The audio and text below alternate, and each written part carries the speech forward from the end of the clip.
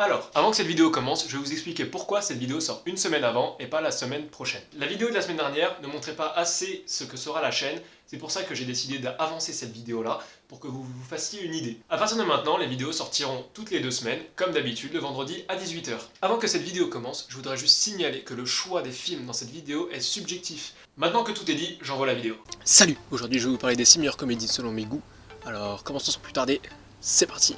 Bien évidemment, je mettrai toutes les bandes annonces de tous les films que je citerai du 6 au 1 dans la description, donc n'hésitez pas à aller voir. Si vous hésitez à regarder un film, cela vous donnera vraiment l'idée de ce qu'est le film. Et croyez-moi, vous regarderez la bande annonce et vous aurez envie d'aller le voir. Numéro 6, la comédie Get Hard avec Will Ferrell et Kevin Hart. C'est une comédie américaine assez classique, mais très déjantée. C'est l'histoire d'un multimilliardaire qui s'est fait arrêter, incarcéré, et il a 30 jours avant d'être emprisonné, et il demande de l'aide d'un noir. Pour lui, tous les noirs ont été en prison, sauf qu'il se rend compte par la suite que le noir, Kevin Hart, n'a jamais été en prison, et ça devient n'importe quoi, c'est déjanté. Enseignez-moi comment survivre en prison comme vous l'avez fait. Comment vous savez que j'ai fait de la prison? Considérant votre statut économique précaire, Quoi? votre flagrant manque d'éducation supérieure, Mon manque de... Ok. statistiquement, ça va de soi que vous avez fait de la prison. On se voit demain, détenu. Allô? T'es prêt, Glorious? Du poivre de Cayenne PD. On commence ton éducation. J'apprends tellement, c'est de ça dont j'avais besoin. Qu'est-ce que tu fous, James? Un air de chien battu. Tu crois que cette stratégie pourrait fonctionner? Pitié, m'agressez pas sexuellement, je suis déjà malheureux. Numéro 5, Le Dîner de Cons. Le Dîner de Cons sera le seul film comédie français qui sera dans cette liste. Donc qui ne connaît pas Le Dîner de Cons, sorti en 98 avec Thierry Lhermitte et Jacques Villeray. En gros, c'est l'histoire d'un mec un peu banal qui, tous les mercredis, ils invitent un con et ils se moquent de lui pendant le dîner.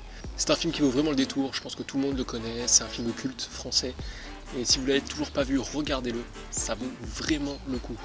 Le film ne perd jamais son rythme et il y a des répliques cultes que tout le monde connaît. Il s'appelle Juste Leblanc. Ah bon, il n'a pas de prénom. Je viens de vous le dire, Juste Leblanc.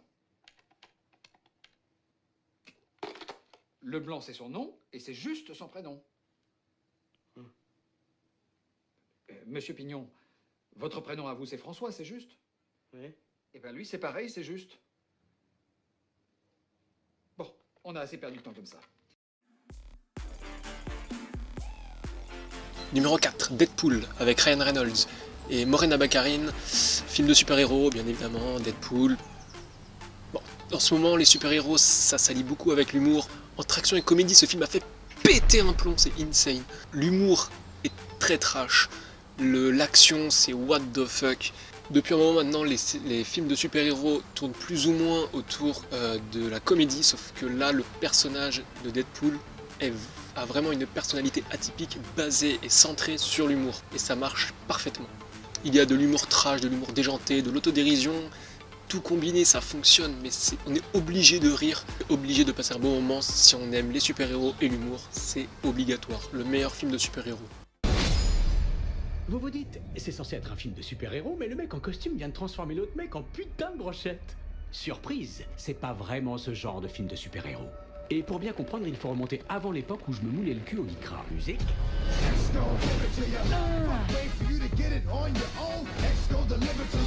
On peut pas permettre ça et tu le sais. Tu m'oublies avec tes sermons d'X-Men, Colossus. Et d'ailleurs, y a pas eu de blessé. Lui, il était là avant qu'on arrive. Numéro 3, Mise à l'épreuve avec Kevin Hart, oui j'aime bien Kevin Hart, et Ice Cube, le rappeur et comédien. Sorti en 2014, il y a eu une suite de Mise à l'épreuve, qui est donc Mise à l'épreuve 2, qui a été moins bien que le 1, mais le 1 est vraiment... il a mis la barre haute quand même. C'est un film bien américain, pas très original, mais putain qu'est-ce qu'il est drôle. On s'ennuie jamais entre un lot d'action et d'humour, les deux combinés c'est parfait, c'est juste magnifique. Et puis le duo Ice Cube et Kevin Hart, magnifique. Ma spécialité, c'est le fusil. Attention, il est chargé avec du 12. Oh, ouais, joue pas ça ou je te descends. J'ai l'estomac dans le cul. On va se passer la vente. On va se passer la vente. Il m'a tiré dessus, ce malade. Ouais, il t'a plombé ta tronche de tâche. Ouais, je t'ai plombé ta tronche de tâche. Numéro 2, il y aura 2 films, 21 et 22 Jump Street, avec Jonah Hill et Channing Tatum, c'est juste magnifique.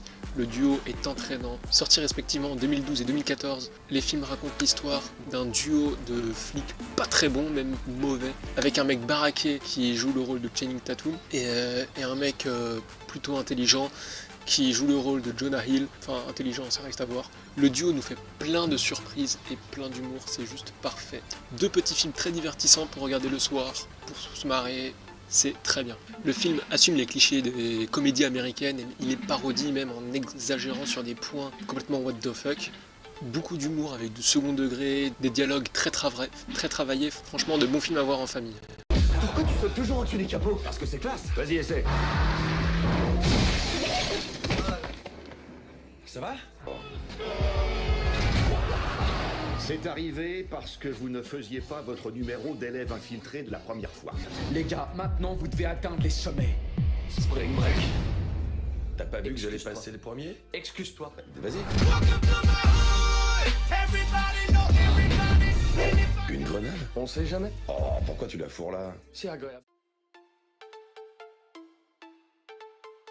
Et enfin, le number one, le film, la comédie à regarder, c'est Date Limite avec Robert Downey Jr. et Zach Galifianakis. Le mec de Very Bad Trip. Franchement, c'est waouh, juste what the fuck.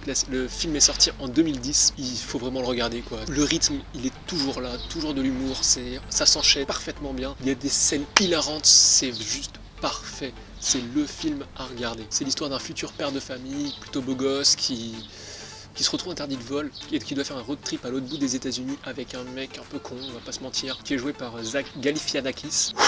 J'ai réussi à le dire. Qui joue d'ailleurs très bien le rôle de con, que ce soit dans Very Bad Trip ou dans Date Limite ou dans Campaign. Le talent d'acteur autant de Zach que de Robert sont juste parfaits. Ils ont un talent d'acteur juste dingue. Regardez-le, franchement ça vaut le détour.